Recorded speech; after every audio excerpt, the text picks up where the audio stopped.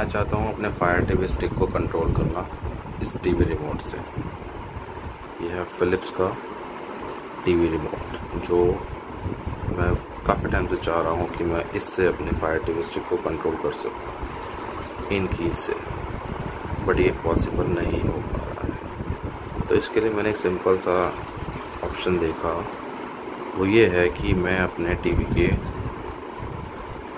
Setting में जाता हूँ, यहाँ जाके सेटअप पर क्लिक करता हूँ और यहाँ पर एक ऑप्शन है फीचर्स में इजी लिंक का, इसको मैंने ऑन कर दिया।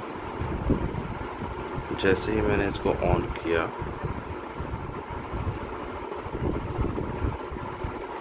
और मैं यहाँ से बाहर आता हूँ तो ये मेरा ऑप्शन ये काम करने लग गया।